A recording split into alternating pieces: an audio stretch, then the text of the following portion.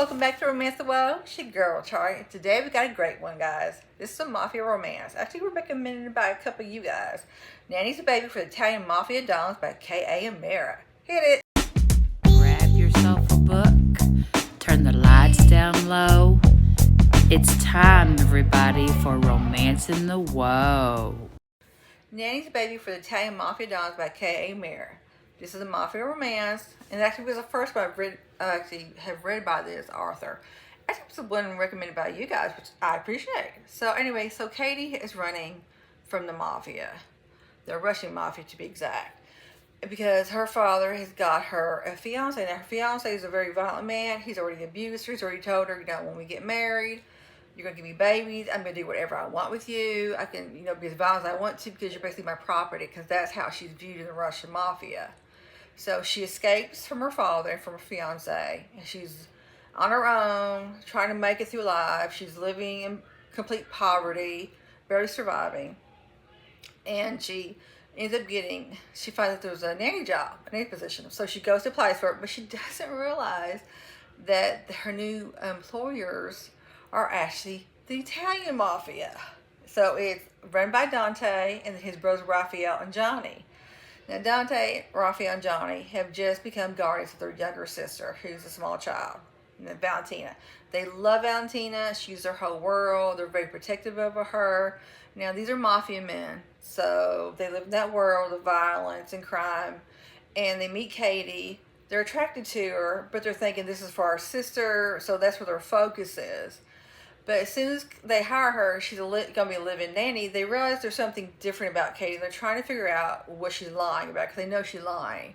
And very quickly they realize who Katie is, that she's part of the Russian Mafia. At first they think, she's a spy, something's going on, their home's attacked. But they realize Katie actually protected their sister and could have actually ended up endangering herself. Now, because of this, they merely start having different feelings of her, watching her. And it's interesting the way Ka Amara has written the story, because you have three brothers, all three are interested in her, and there's this relationship that developed between all four of these people.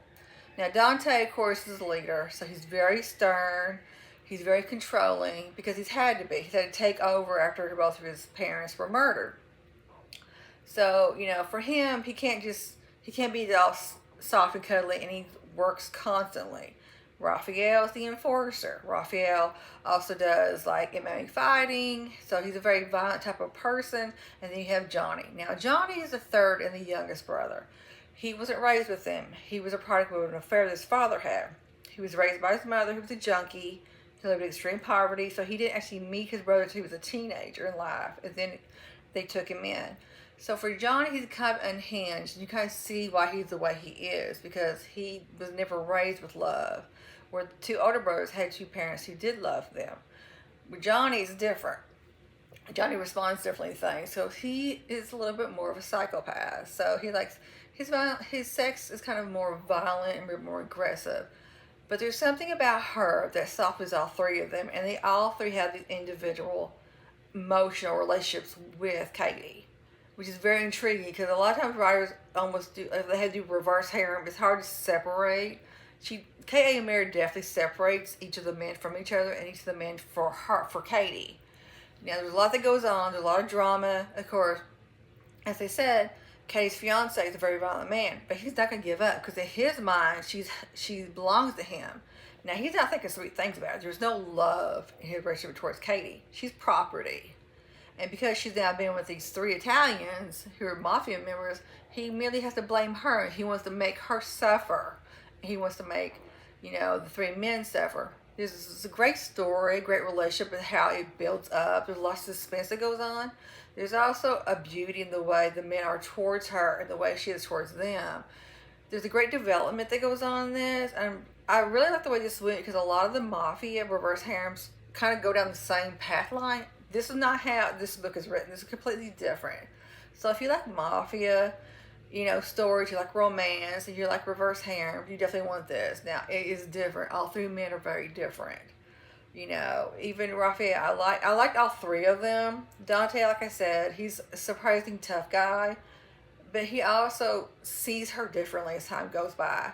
Raphael's the enforcer, so he's very, You know, he had to be the tough guy, but there's also a softness. And Johnny, he's unhinged, but she actually kind of calms the demons inside of him. And in a way, she kind of does it for all three of them. So it's very well written. Katie's a great character too because she's that whiny. She's very tough. She's like, okay, this is how it's going to be. Let's do this. You know, she's very proactive. She's very protective over Valentina.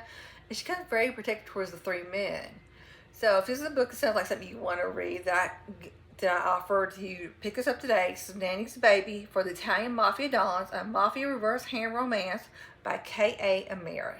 Until next time, it's your girl Charlie. If you like this, please hit the like button. If you really like it, please subscribe. From Charley and The Whoa,